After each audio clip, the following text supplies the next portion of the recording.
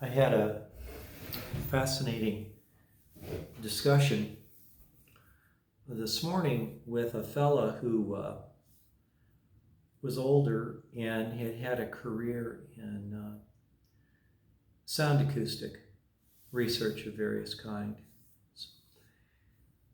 And he said he had some concerns and some things he wanted to discuss about the invention of mine, which are these Kettlewell Resonant covers. But these are designed and built by, Russ Kammerer. And you can see they have an arch, and it's a large sound chamber, really. It's about the shape of a tiny half trumpet, spanning an octave, actually, isn't it? So here were his points.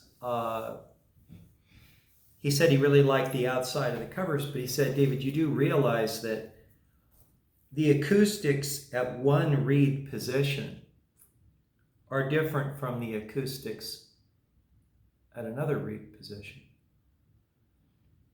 And further, that the dividers that come down, separate acoustic space too. Those are very interesting criticisms because to the second one, it is the chambers having a left and a right side that create the resonance area.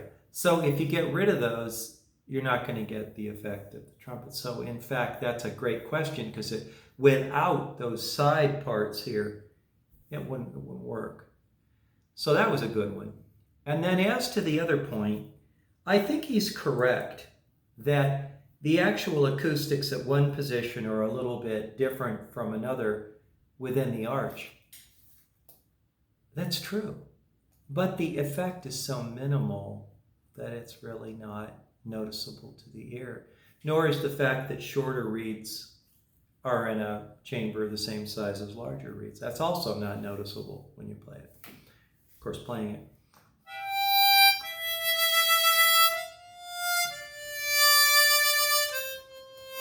And you'll notice the tremendous range of volume from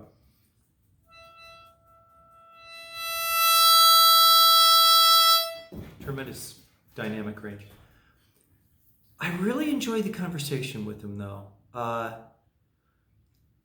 And I would say, again, the reed position issue is just not material. It's true, and it has an effect, but not noticeable.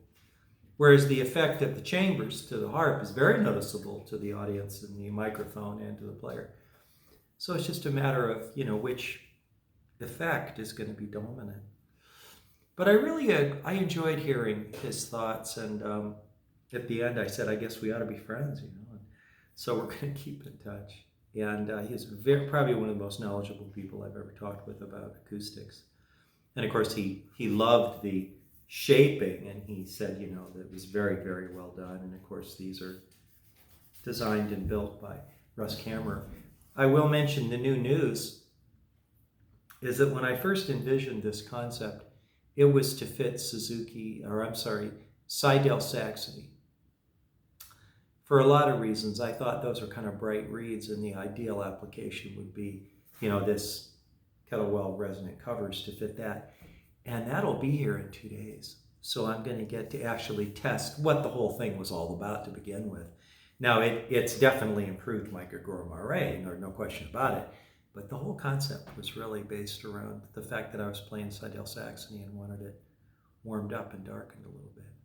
So boy, it'll be a blast to see those. They do have approximately the same height as this, but of course they're smaller because it's a smaller harmonica. I feel that having a larger footprint for a Seidel Saxony is a plus, at least to my mind.